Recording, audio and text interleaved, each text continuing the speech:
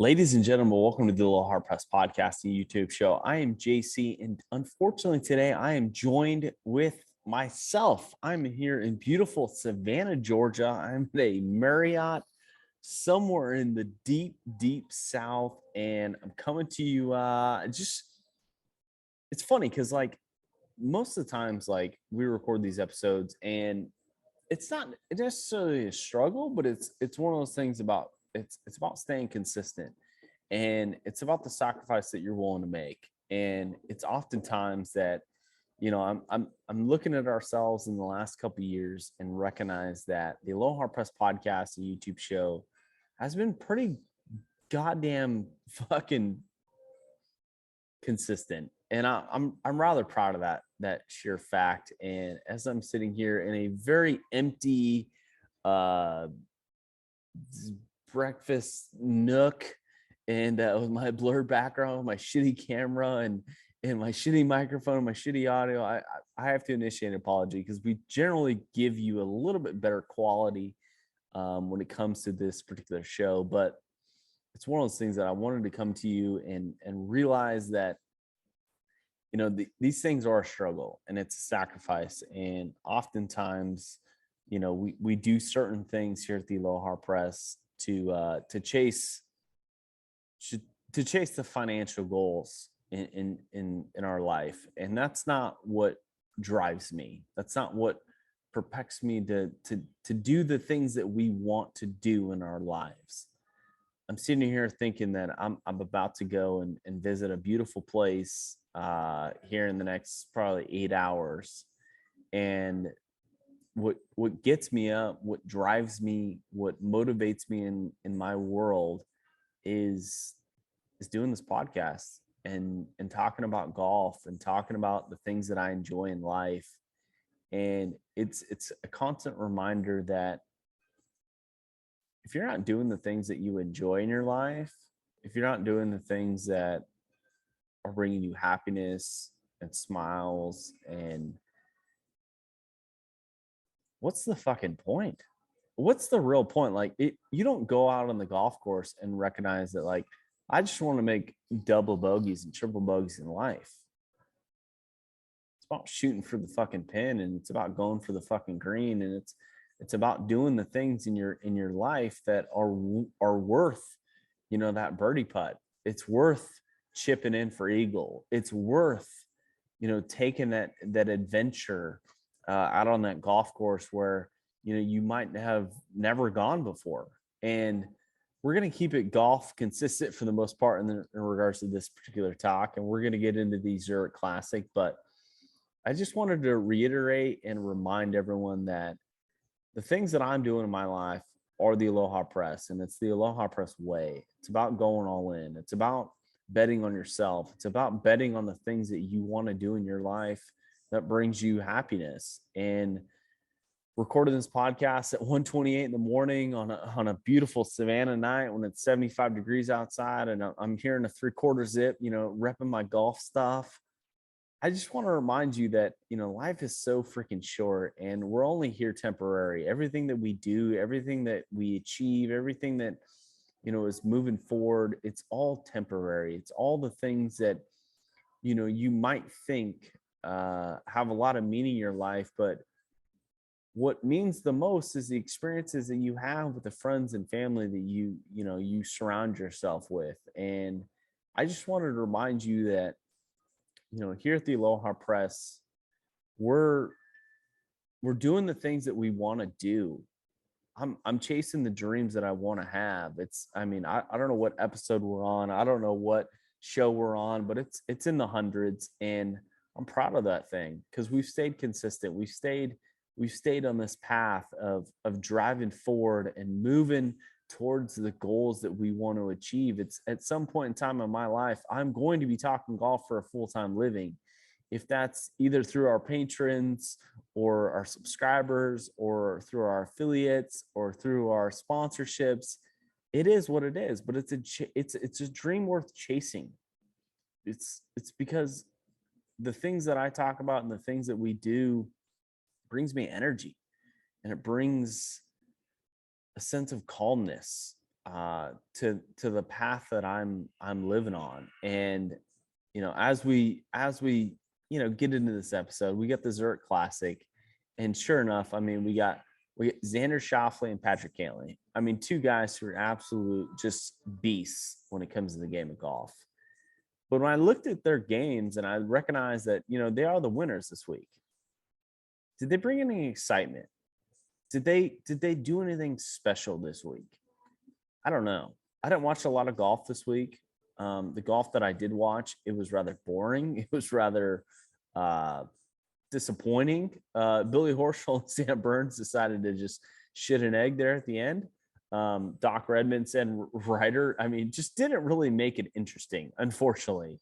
But at the same time, you recognize that sometimes these weeks pop up and we don't have a lot to talk about. We don't have a lot of excitement. We don't have a lot of energy. But at the same time, you got to recognize that, the things that you want to chase in your life and the things that you want to chase in your, in your career, is it worth going 29 under? I mean, good God, Xander Schauffele, Patrick Cantlay as a team look like fucking unstoppable. They look like Scotty Scheffler at the Masters. It was absolutely incredible. I mean, Xander Schauffele at one point, I mean, Patrick Cantlay, putted it to about an inch today on the 18th hole and gave Xander no problem. Just freaking tap in, goes out, shoots an EV 72 par 72, as I've had a few cocktails, but you recognize that, I mean, they broke all kinds of records and did some things down in New Orleans, which was pretty cool. And I'm excited about it. As much shit as I give Xander Schauffele and Patrick Cantlay, good for them. Good for them that they got a victory. Xander Schauffele has not been on the winning side of things much of his life. Now, I mean, in the game of life, he's winning. He's absolutely crushing it. But Patrick Cantlay is, in the last year, has taken the spotlight, and he's been playing absolutely crazy good golf, and it's remarkable. It's remarkable, his ball striking, the way he's so accurate off the tee. His putting is just absolutely second to none. And Xander Schauffele was riding the coattails this week, and it was impressive. It was rather shocking that they took down some guys who were buddies, who were competitive. Am I disappointed in the event? I'm not disappointed in the walkout music. That's the one thing I absolutely enjoyed. It's one of those things that, whenever the PGA Tour does something a little different, we oftentimes give them a hard time. But when it comes to the walkout music, I'm a big fan. I feel like they need to do this at every freaking event. And it's one of those things that, you just think it's just a little different. You think about a golf tournament and it's all prim and proper and it's fucking golf claps. But when it comes down to it, like, we need to hear a little Kanye West. We need to hear a little AC/DC. We need to hear a little Taylor Swift coming on the first tee, because it just brings energy to the entire event. It brings energy to the entire field. It brings energy to the telecast. I mean, Jim Nantz and Nick Fowler weren't there today, but at the same time, like, those are elements that you can bring into the PGA Tour event and absolutely just exhilarate people. As I answer my wife on our text message, just letting her know I'm recording a podcast. It's let's see here. Hey, hon, I'm recording a pod. Anyways, yeah. So I mean, Zurich Classic in the sense of strength of field, absolutely not. It was one of those things that was rather disappointing. I would love to see more of the tour players really harness and grasp this concept, because I think it's one of those things that's really good for the game of golf. I think it's something that, if a DJ, Brooks Koepka, Phil Mickelson, Tiger Woods, type bunch would really harness this team aspect and really highlight this beautiful golf course. It was down in New Orleans. Like, that place looked absolutely fucking pure. I mean, the putts were just rolling super smooth. It seems like they had dialed this place up to a point where, it was absolutely remarkable. And it's disappointing to see not, the same strength of field, especially when it comes to this type of event, because I think a lot of fans would enjoy this. I think this is something where it's more compelling than a WGC. I'm even half tempted to say it's more compelling than a TPC Sawgrass. I mean, we love the Ryder Cup, we love the President's Cup, we love the team aspect of things, we love the camaraderie, we love the storylines that come out of it. I mean, Patrick Cantlay and Xander Schauffele were probably not a great example of that because they were rather boring with the interview when it came to with Amanda Benelonis. But at the same time, you got to recognize that this is pretty cool. It's a pretty cool event, and it's pretty cool that the PGA Tour has ventured out and continued and stuck with this, because it's not a typical model. It's not a typical model for, event after the Masters. It's not a typical event after the RBC Heritage over in Hilton Head, which I'm just a few miles away from. You recognize that, like, there's certain golf tournaments out there, during the year that are pretty special, and it's rather unique. And I don't know what's coming up next, but I do know what's coming up next is Pebble Beach has been added to the U.S. Open, U.S. Women's Open, and sticks the seniors at Spyglass, which is, I'm reading this headline and it just cracks me up. But Pebble Beach, Pebble Beach has become one of the sanctioned events, one of the premier, heartfelt, well-deserved location, the U.S. Open, for both men's and women's and senior. It's absolutely incredible that it took this long to have Pebble Beach, one of the most iconic golf courses in the world,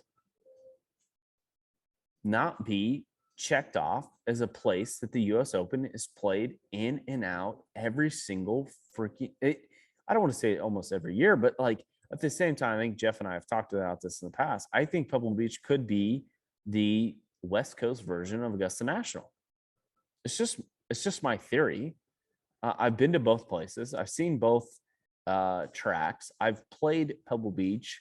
I've been in that environment several times, and I recognize that Pebble Beach is one of those places that absolutely can fucking kick the shit out of most golf courses by the sheer fact, not by the length, not by the rough size, not by the green complex, by the sheer beauty of this fucking place. We've sacrificed years of our life to play Augusta National for 24 hours, but good God, Pebble Beach is a close second. And I haven't played some of the most iconic golf courses in the world who, are only premiered to the high elitists when it comes to the game of golf, when it comes to money and wealth. But I am saying that the U.S. Open, to have them as a staple for the U.S. Open in 2023, U.S. Women's Open, 2027 U.S. Open. Let's see here. We've got 2032 U.S. Open, 2037 U.S. Open, 2044 U.S. Open. It is absolutely remarkable, and it's one of those things that it's well deserved. Now, a lot of talk has been coming out of Spyglass. Spyglass is one of those tracks that is absolutely probably the best course I've ever played in my life when it comes to conditioning. It's one of those places that absolutely just is remarkable when it comes to the green complexes, the way you got to shape shots, the way you got to, really accelerate and really excel at so many avenues of your game of golf. You got to have an absolutely incredible short game. You got to have an incredible iron game. You got to be very specific on what sections of the green you want to hit. And your drive are just completely penalized if you get into those damn trees. And with Monterey Pines, it is just an absolute freaking struggle snuggle when it comes to this particular golf course. And am I excited to see a U.S. Women's Senior, a U.S. Men's Senior Open Championship at Spyglass? Absolutely. But at the same time, I think one of these major championships need to be freaking highlighted at Spyglass. It's one of those places that, for sub $400 during the week, get yourself a caddy. This is one of those places that you shouldn't not play. Like, if you can't afford to play Pebble Beach, go play Spyglass and you'll probably have a better time. You'll probably have a better score also. Just because you don't have to deal with certain elements. But it was cool to see that Pebble Beach has been added to one of the premier, one of the Stableford events that, or venues that absolutely is going to crush it when it comes to the U.S. Open. I mean, you look at the U.S. Opens in the past, and you recognize that Pebble Beach is one of those places that's just incredibly iconic. I mean, the shots everyone knows. It's almost identical to Augusta National. I mean, we all know hole 5, hole 6, hole 2, hole 7, hole 8, 9, 10, and then you get into, 17 and 18.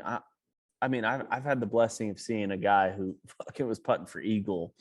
I was playing with, Jeff, our co-host here, had an opportunity to shoot, to fucking make an eagle on hole 18. And it's just one of those things that the complete risk reward is just absolutely out there. And there's nothing better than the Pacific Ocean just crashing down on you, ready to swallow up any golf ball, any misstep.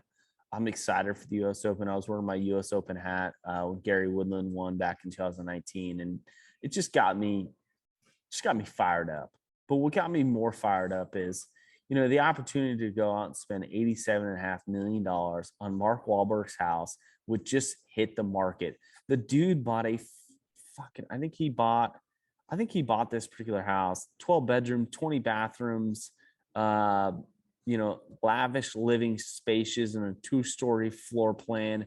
The thing's got a fucking basketball court. It's got a 5-hole golf course. It's overlooking a park-like backyard with gardens, lawns, grotto-style swimming pool, skate park. It just is remarkable on how much money is out there in the world. And Mark Wahlberg turned a particular piece of property down in LA from $8.25 million back in 2009 to an $87 million asset. And you recognize that Mark Wahlberg, good God, he might be fucking American's hero. I mean, I don't want to say he's Batman, but he might as well be fucking Superman, right? I mean, he's absolutely fucking crushing it.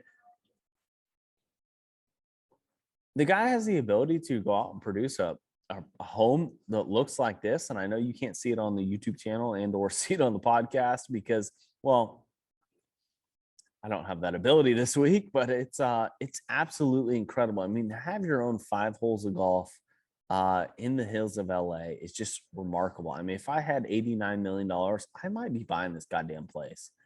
I might be paying cash for it and just calling it a day. It is absolutely one of those places, just absolutely remarkable. I'm excited about it. It's one of those things that, as Mark Wahlberg gets more popular, I mean, the dude is just a legend. And the way he presents this property, good God, it's just absolutely remarkable. But with that being said, guys, it's one of those things that, we're getting to a point in the show. A couple weeks in this thing, it's I don't want to say it's lacking the excitement, it's lacking the the energy. We got the PGA Championship here in a few weeks. I think it's in 3 weeks, which is going to be absolutely remarkable and incredible. Up next we've got the Mexico Open, which is, I think it used to be a WGC down in Mexico City, and then we've got the Wells Fargo Championship here May 5th through the 8th, AT&T Byron Nelson down in Texas, and then May 19th you get another major championship. Defending champion Phil Mickelson. We haven't heard anything from him. We haven't seen his name pop up. I don't know if he's going to make his debut of 2022 out at the PGA Championship out at Southern Hills Country Club. I sure hope so. But keep in mind, I mean, we've got a freaking jam-packed event these next couple of weeks, and I'm rather excited about it. The Mexico Open, not tremendously excited about. We don't have a lot of information on this particular event. I don't really know who the fuck even defended it. I think, let's see here. I think Patrick Cantlay might be the defending champion back at the WGC World, but it's we're gonna have a strong field. You're gonna have John Rahm there. You're gonna have some other big names like Gary Woodland, Patrick Reed, Abraham Answer, Daniel Berger, Cameron Chant, Tyler Duncan, Tony Finau, Linton Griffin, Charles Howell III. I don't know if that's a big name. It's definitely not. Graham McDowell, who I haven't seen play particularly well, but it looks like it's going to be a strong field. It's going to be a strong field because, well, this is the event that they're going to have a bunch of the top players in the world. They're going to be paying a lot of money, and they're going to be excited about going to Mexico. So I'm excited to go to Mexico myself. Do I wish it was down there at the Mexico Open? Absolutely. Unfortunately, I'm going to a part of the world that, in my eyes, is a little bit more beautiful. But with that being said, guys, looking forward to next week. Looking forward to the Mexico Open. I'm excited about John Rahm. I'm excited about the avenues and the prosperities that we can make some money this week. As picks goes, I'm probably going to go with, let's see here. Who do I got this week? Who do I got in the beautiful world of the Mexico Open? Let's see here. Who do we got? Who do we got in the priority ranking? Looks like, I don't know who we got. I'm going to go John Rahm. Screw it. Why the hell not? I'm going John Rahm this week at the Mexico Open, who's absolutely going to fucking crush it. He's going to be yelling in Spanish. It's going to be fucking amazing. It's going to be the best goddamn golf tournament ever in the world. With that being said, guys, I'm going to wrap it up here in beautiful Savannah, Georgia. I'm sorry for the shitty audio. I'm sorry for the shitty video. But at the same time, all you got to remember is this: hit bombs, attack pins, and aloha press. And we'll catch you guys next week. Cheers.